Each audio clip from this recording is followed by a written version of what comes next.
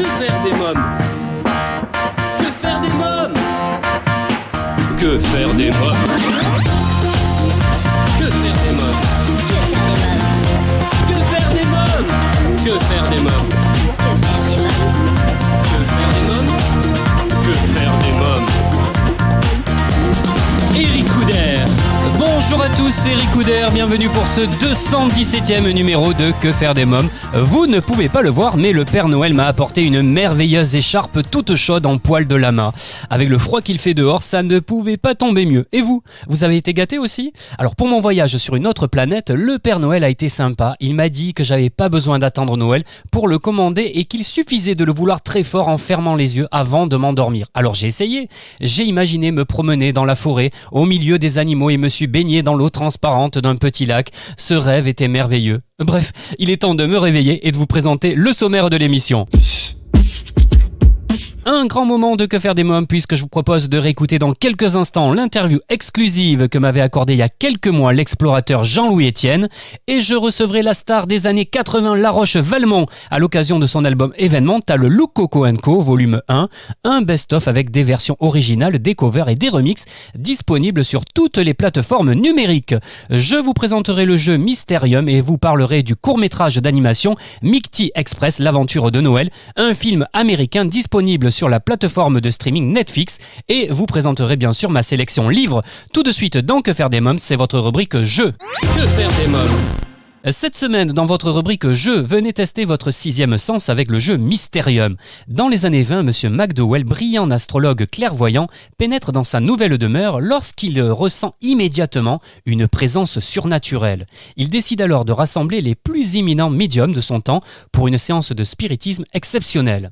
Ils auront 7 heures pour entrer en contact avec le fantôme et résoudre un très ancien mystère. Incapable de parler, le fantôme amnésique communiquera avec les médiums au travers de visions, cartes illustrées. Ils devront interpréter les images pour aider le fantôme à se remémorer les circonstances de sa mort, qui, où et quelle arme. Plus ils coopéreront et devineront juste, plus il sera facile de retrouver le bon coupable. L'avis de Que faire des mômes sur ce jeu, l'ambiance mystérieuse d'un vieux manoir plaira beaucoup aux enfants et aux ados. C'est un jeu collaboratif où tout le monde perd et tout le monde gagne car tous les joueurs sont unis pour découvrir la vérité sur la mort du fantôme qui hante le manoir. C'est un jeu idéal pour développer le travail d'équipe, l'écoute et l'observation. Mysterium est un mix entre le jeu d'ambiance et le jeu de plateau qui demande une bonne dose d'imagination. Heureusement, les superbes cartes vision sont des aides précieuses. Une ambiance palpitante et un jeu qui revisite les jeux d'enquête et de coopération avec une mécanique de jeu asymétrique. En effet, chaque joueur choisit soit d'incarner un médium ou le fantôme avec des objectifs différents. Que faire des mômes a adoré le bel esthétisme et l'innovation du jeu car ce jeu est une vraie bouffée d'oxygène. Vos enfants voudront à coup sûr jouer le rôle du fantôme même si ce n'est pas le plus facile car ce n'est pas simple de se faire comprendre sans parler, mais c'est le principe du jeu. Pour conclure, entrez dans le manoir, prenez un siège et laissez-vous guider par votre sixième sens. Un jeu original qui mérite sa place dans votre ludothèque. Mysterium, un jeu à partir de 10 ans. À présent, c'est votre rubrique film. Que faire des mômes? Cette semaine, je vous parle du court-métrage d'animation Mighty Express, l'aventure de Noël, un film américain disponible sur la plateforme de streaming Netflix. Le Mighty Express accueille un nouveau train et file à toute vitesse en pleine tempête de neige pour livrer les cadeaux de Noël des enfants de Rayville. Mighty Express, l'aventure de Noël, découvrez ce film d'animation de Noël en famille sur Netflix. À présent, c'est votre rubrique livre. Que faire des mômes? J'ai sélectionné pour vous un magnifique ouvrage, Le grand livre de ma grossesse, sous la direction du professeur Bernard Hédon et la coordination du docteur Nicolas Évrard, un livre unique qui réunit informations médicales et conseils de maman. Véritable mine d'informations concrètes et rassurantes, ce livre est le résultat de l'étroite collaboration entre l'expert du Collège national et gynécologue et obstétricien français et du groupe Au Féminin. Ils ont ainsi compilé dans cet ouvrage leur savoir pour rendre accessible à toutes et vous permettre de vivre pleinement la merveilleuse aventure de votre grossesse. Le grand livre de ma grossesse, un livre indispensable pour les futures mamans pour bien préparer votre accouchement, un livre disponible aux éditions Erol.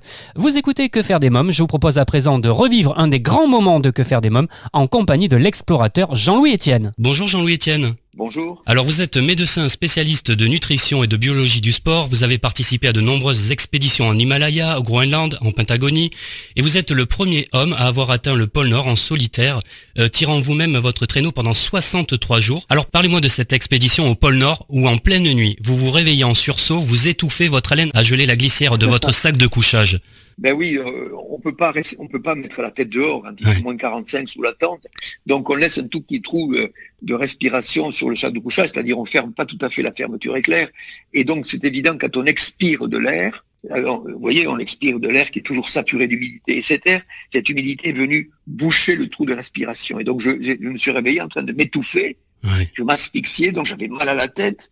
J'ai cherché la lampe et je me suis rendu compte qu'il y avait ce bloc de glace là. Donc j'ai cherché le briquet, mais le briquet il marchait pas parce que le briquet c'est de l'air liquide, du gaz liquide qui est dans le briquet et qui était gelé. Et donc il a fallu que je fasse dégeler le briquet sous le sac de couchage, dans le creux de la main. Et puis dans le briquet c'est dégelé, mais il marchait pas. Ouais. Je comprenais pas pourquoi. Et puis à un moment donné je commençais à m'étouffer, donc avec la main chaude j'ai passé le doigt à travers le petit bloc de glace.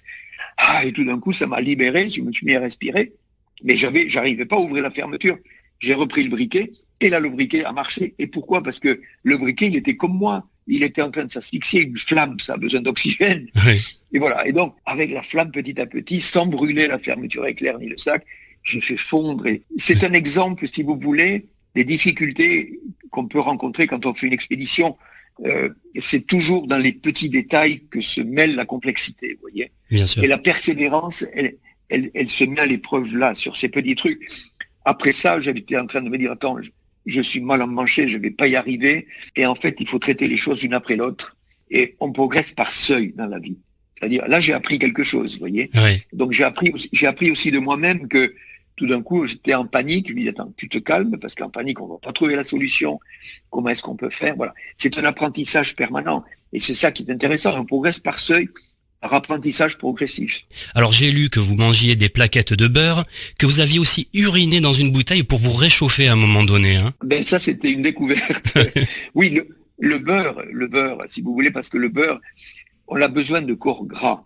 Et toutes les expéditions polaires, tous les récits polaires parlent de la même chose. On a faim de graisse.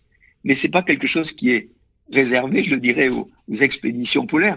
Ici, par exemple, regardez, il commence à faire froid. Oui. Eh ben, autant en été, on avait besoin de salade et de jus de fruits, autant maintenant, on a davantage envie de tartiflettes, de cassoulet, de daube, vous voyez, de choses qui sont beaucoup plus riches, beaucoup plus grasses. Bien sûr. Parce que les corps gras amènent 9 calories au gramme, alors que les sucres et les protéines amènent que 4.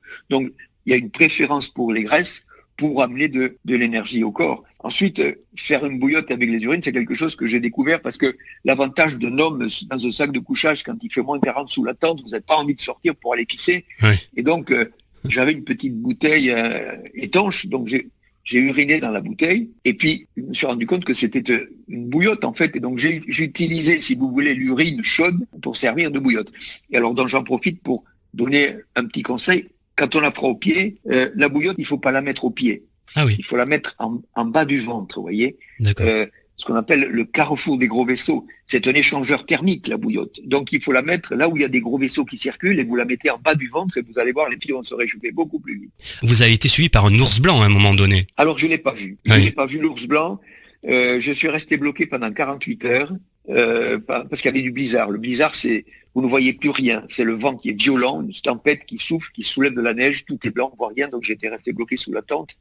48 heures après, je suis sorti. Donc, j'ai marché pendant peut-être 1 heure. Et tout d'un coup, j'ai croisé, perpendiculairement à moi, des traces d'ours. Il n'y a pas de doute, si vous voulez. C'est quelqu'un qui chose du 80, des énormes empreintes, si vous voulez, et sur de la neige qui était fraîche, qui avait été déplacée par le vent. Donc, l'ours venait de passer. Ouais. Je ne l'ai pas vu. Je pense que il m'a peut-être senti. L'ours, ça n'a pas une bonne vue, mais ça a un odorat extraordinaire. Il m'a pas vu, il m'a pas chopé, mais il n'est pas passé loin. Ouais. Et donc ça a été la peur de ma vie parce que j'avais pas d'armes et je me disais merde maintenant. Donc j'ai paniqué un petit peu et puis j'ai mis le capuchon et je me suis dit, j'ai fait une prière, je priais sans arrêt, entrer en empathie avec l'ours, mais je suis qu'un pèlerin de passage, je ne vous veux pas du mal, je ne suis pas un chasseur. J'essayais de me rassurer comme ça Et au bout de 48 heures, donc c'était passé. Avec l'Américain Will Steger, vous avez pris la tête de l'expédition internationale Transantarctica et traversé l'Antarctique en traîneau à chien durant 7 mois. Hein. Oui, alors ça, on a changé de pôle. Là, je parlais du Nord. Maintenant, on est passé au pôle Sud. Ça s'appelle l'Antarctique. Et l'Antarctique, un immense continent de glace qui est grand comme 28 fois la surface de la France et qui est recouvert par une couche de glace de 2,5 km de glace. 2500 mètres d'épaisseur de glace moyenne sur 28 France. Ça, c'est la taille du glaçon qui est en Antarctique, c'est 80% de l'eau douce de la planète qui est gelée là. C'est la réserve d'eau douce de la planète. Et donc, on a traversé ce continent. Ce continent, il a un statut formidable par le traité de l'Antarctique, qui dit que ce continent est une terre de science, une terre de paix. C'est-à-dire qu'il n'y a pas de frontières, il n'y a pas de possession. Et quand on est parti, en 89, c'était la fin du traité de l'Antarctique. Et on avait en tête de promouvoir cette reconduction de ce magnifique traité. C'est le seul traité, si vous voulez, qui dit que une terre est une terre de paix, une terre de science, ouverte à la science, ouverte à tout le monde. Vous traversez l'Antarctique, il n'y a pas de visa, il n'y a pas de douane. Et donc, on voulait que ce statut soit reconduit. Donc, et on a participé à cette information auprès du public.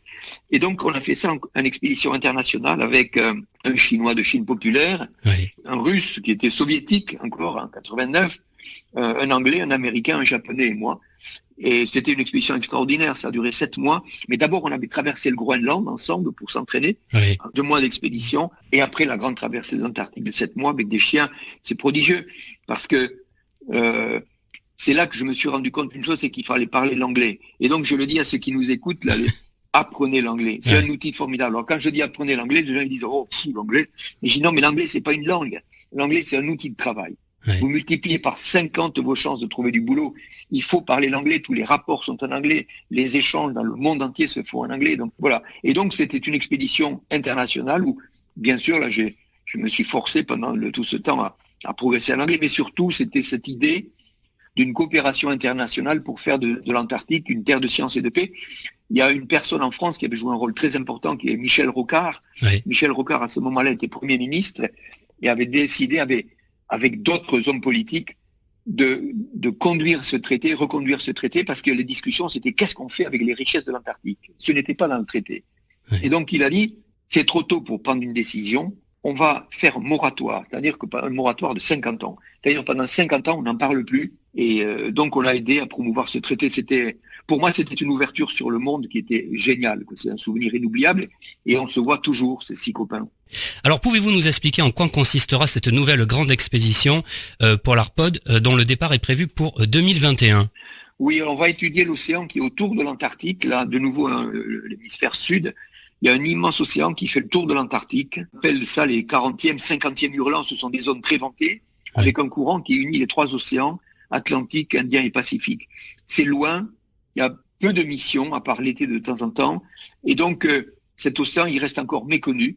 Et donc, nous allons faire un navire vertical, c'est-à-dire qu'il descend à 80 mètres sous l'eau, qui a un tirant d'eau, c'est-à-dire on n'habite pas sous l'eau, mais il descend à 80 mètres sous l'eau. Donc, on va être pris dans des eaux stables et on va être emporté par le courant. Et donc, ça va nous permettre d'étudier 4 choses. Son rôle sur le climat, parce que c'est ce qu'on appelle le principal puits de carbone océanique de la planète. Donc, le CO2 se dissout dans les eaux froides. Deuxièmement, on va faire un inventaire de la faune par acoustique. On a 80 mètres sous l'eau, il y a le silence, on écoute, on fait un inventaire de faune. Et ensuite, troisièmement, on va regarder l'impact de l'activité humaine sur cet océan, c'est-à-dire microplastiques, contaminants. Est-ce que les activités humaines ont déjà pollué cet immense océan qui est très très loin de nos activités? Ce sont les 3 principales recherches que nous allons faire. Très bien. Jean-Louis Etienne, est-ce que le petit garçon du côté de Vielmur-sur-Agou, qui avait des rêves d'aventure, a réalisé tous ses rêves aujourd'hui? Vous savez, les rêves, quand on est sur le chemin de ces rêves, comme on peut dire, ils arrivent les uns après les autres. Et puis ils évoluent avec le temps, ils évoluent avec l'âge, ils évoluent avec les circonstances. Donc je suis sûr que je pourrais en avoir encore pendant un moment, mais Pôle Arpod m'occupe beaucoup depuis 8 ans. Et donc je n'ai pas d'autres projets à l'heure actuelle. J'ai quand même 2 frustrations, vous voyez. Ah oui. C'est pas 100%. Le rugby, j'ai adoré le rugby. J'ai fait junior B, junior A, puis j'ai eu des soucis de santé, j'ai dû arrêter. Ça a été vraiment une douleur d'arrêter ce sport que j'adorais. Et ensuite, la chirurgie. J'étais interne en chirurgie. La chirurgie me passionnait parce que c'était le lien entre la médecine et le travail manuel. Ouais. Et le travail manuel reste mon activité principale, je dirais.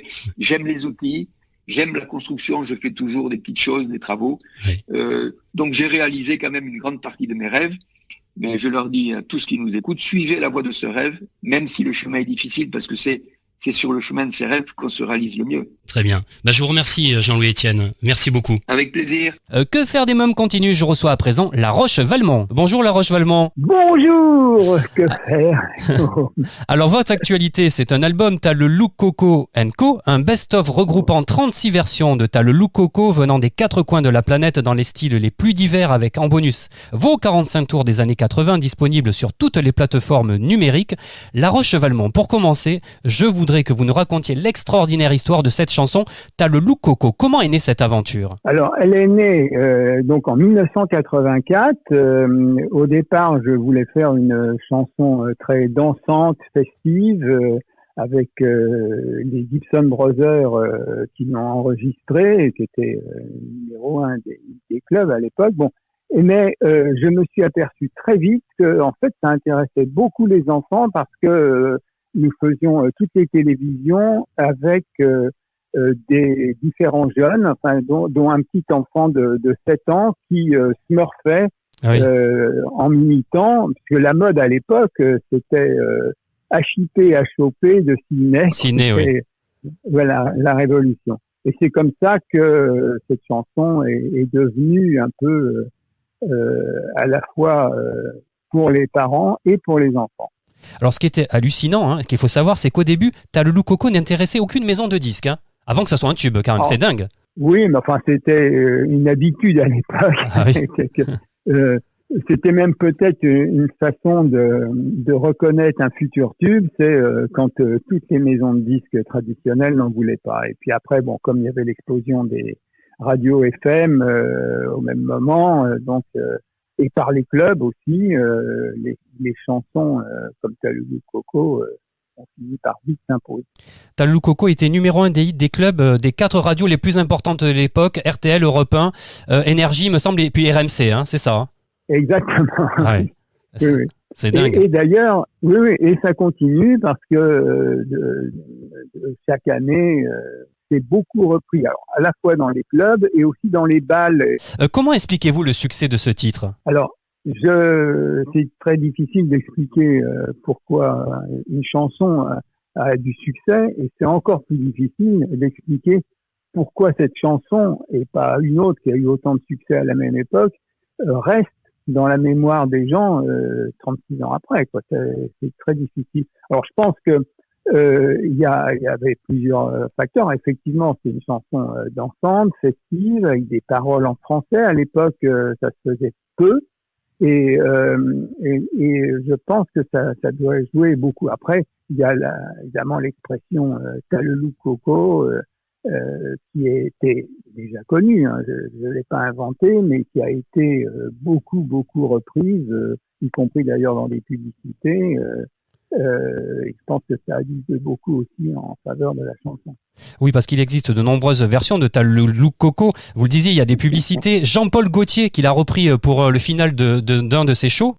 C'était un peu normal qu'il y ait au moins une société de mode. Il y en a eu plusieurs en fait qui l'ont reprise pour des publicités, mais c'était normal que ce soit plutôt dédié à tout ce qui correspond à la mode, quoi, le look. Mais lui, plus particulièrement, est un fan de la chanson et des années 80 qui ont vu exposer sa maison de couture. Et encore plus fou, il faut savoir qu'au Vietnam, T'as le Look Coco est devenu une chanson traditionnelle de fin d'année, comme nous, Petit Papa Noël de Tino Rossi. Exactement, oui, c'est très bizarre. Alors effectivement, chaque année, il y a plusieurs chanteurs qui reprennent cette chanson. Alors dans tous les styles, et maintenant avec la mode électro ou funky disco remix, c'est très très moderne. Enfin, c'est des sortes de boys band d'école pour apprendre aussi à danser à la manière plus ou moins traditionnelle, mélangée avec les derniers rythmes à la mode. Il y a des artistes également qui ont repris la chanson comme Sloan et Richard Sanderson. Richard Sanderson qui d'abord, il me semble, a composé la musique, c'est ça? Exactement, il a coécrit la musique et il la chante en concert depuis 5 ou 6 ans avec Sloan et il a eu envie de la reprendre. Alors ils ont fait une version qui est très amusante avec un clip qui est complètement délirant et la version c'est version déjantée 2020 et c'est vraiment... Alors je voudrais que vous me parliez également de cette tournée, la tournée des années 80, parce que là aussi, je sais que vous êtes une véritable star quand vous arrivez sur scène, hein? Oh, on peut dire que je suis plus une star qu'une star qu'une autre parmi les 20 chanteurs qui sont sur cette tournée Star 80. Alors, en fait, nous on a une formule, c'est pas nous qui sommes les stars, c'est plutôt les chansons, parce que nous sommes beaucoup moins connus personnellement en tant qu'artistes que comme interprète d'un ou plusieurs tubes. Et là, effectivement, bon, moi, ce qui se passe, c'est que comme d'ailleurs l'ensemble des chansons, elles sont chorégraphiées avec beaucoup de costumes, avec beaucoup de danse, et évidemment, Talelu Coco se prête beaucoup aux costumes et au déguisement, et beaucoup de gens viennent d'ailleurs sur la tournée habillés et évidemment déguisés avec des lunettes jaunes fluo comme moi, etc. Mais on parle un peu au passé de la tournée Star 80, puisque toute l'année 2020, nous avons été à l'arrêt pour les raisons que vous connaissez. Oui. Mais on doit reprendre le 25 février la tournée qui recommence au Zénith de Rouen. Toujours la même envie de faire la fête et de nous retrouver en famille avec à la fois plusieurs générations, des gens qui ont connu Talelu Coco dans leur jeunesse, d'autres qui l'ont connu à travers leurs parents. Alors en fait, Lucky, donc c'est Lucky Dance Party, est le présentateur de la tournée Star 80. C'est comme ça que l'on s'est connu, et c'est comme ça surtout qu'il a vu à quel point le public aimait danser et chanter sur Talelu Coco, avec une chorégraphie très précise, puisque moi, en fait, je mime la chanson, elle tape à 100 balles, t'as les mains moites, etc. Et donc, le public fait les mêmes gestes que moi. Et ça lui a donné l'idée de reprendre pendant sa chaîne. Il a une chaîne YouTube, Lucky Dance Party. Oui.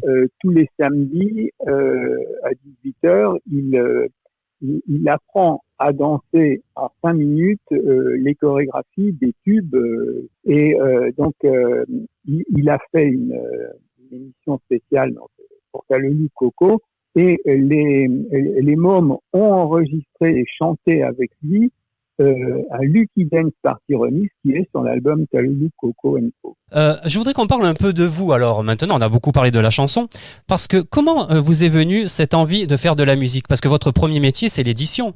Vous êtes le plus jeune éditeur de France et vous avez créé le journal étudiant Campus. Oui, alors j'ai fait Campus quand j'étais étudiant. Après, moi, j'avais surtout envie de connaître un peu les chanteurs, les idoles des années 60, et donc j'ai créé des magazines de chanteurs et j'ai toujours envie, moi, d'être dans ce milieu-là. Donc, dans toutes les années 70, j'avais un peu abandonné l'idée qui était celle de mon adolescence d'être un chanteur.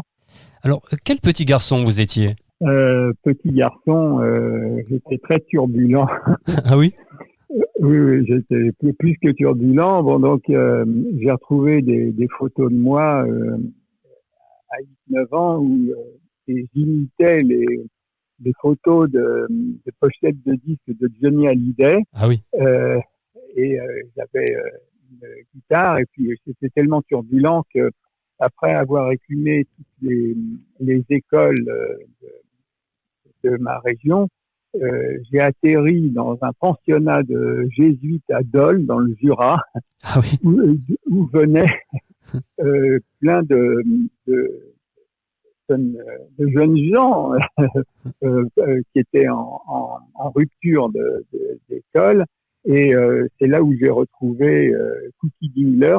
Alors, j'ai lu dans votre bio, lorsque vous aviez 15 ans, vous pensiez mourir à 21 ans, comme votre idole Eddie Cochran. Qu'est-ce qui vous faisait penser que vous alliez mourir jeune ?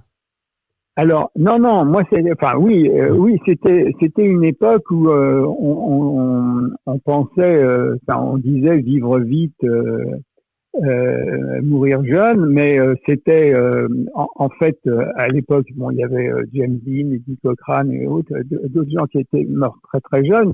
Et puis après, quelques années plus tard, on s'est retrouvé avec une autre génération d'idoles comme Jim Morrison ou Janis Joplin ou Jimi Hendrix, qui eux sont morts à 27 ans. Donc après, on s'est dit on va peut-être vivre jusqu'à 27 ans. Et puis petit à petit, on s'aperçoit, on se retrouve en 2020 avec comme idole par exemple Hugo Frey, qui a 91 ans, donc 20 ans de plus que moi, et qui est en pleine forme. Donc je pense qu'on va jamais mourir en fait. Il me semble. On va trouver un vaccin pour une longévité éternelle. Ah oui, j'espère. Justement, cette semaine, nous fêtons le réveillon. Qu'avez-vous envie de dire pour cette nouvelle année à nos auditeurs ? Alors, une nouvelle année que j'espère beaucoup plus festive et beaucoup plus ouverte que cette année 2020. Et puis, surtout, de garder le moral, garder un super look et puis d'essayer de faire la fête, évidemment, avec les gestes barrières qui s'imposent. Bien sûr. La Roche-Valmont, votre actualité, c'est un album T'as le look Coco & Co, un best-of regroupant 36 versions de T'as le look Coco venant des 4 coins de la planète dans les styles les plus divers, avec en bonus vos 45 tours des années 80 disponibles sur toutes les plateformes numériques. Merci La Roche-Valmont. Je vous propose qu'on se quitte en musique avec T'as le look Coco, vous êtes d'accord ? Avec plaisir. Merci La Roche-Valmont. T'as le look Coco, tu fais le beau. Pas de doute Coco, t'as le look qui te colle à la peau. 1, 2, and 1, 2, here we go. Look amoureux fauché, je t'aime en PCV. Look drogué du 16e, et Gucci ton chambre. Look jean pourri et sandales. Hey, t'as pas 100 balles. T'as le look Coco. Coco, t'as le look. Pas de doute Coco. T'as le look qui te colle à la peau. T'as le look Coco. Tu fais le beau. Pas de doute Coco. T'as le look qui te colle à la peau. Et bien voilà, votre émission Que faire des mômes pour aujourd'hui, c'est terminé. Si vous avez aimé cette émission, je vous invite à vous abonner à notre podcast et à nous suivre sur les réseaux sociaux. Merci pour votre fidélité. À la semaine prochaine. Bye bye.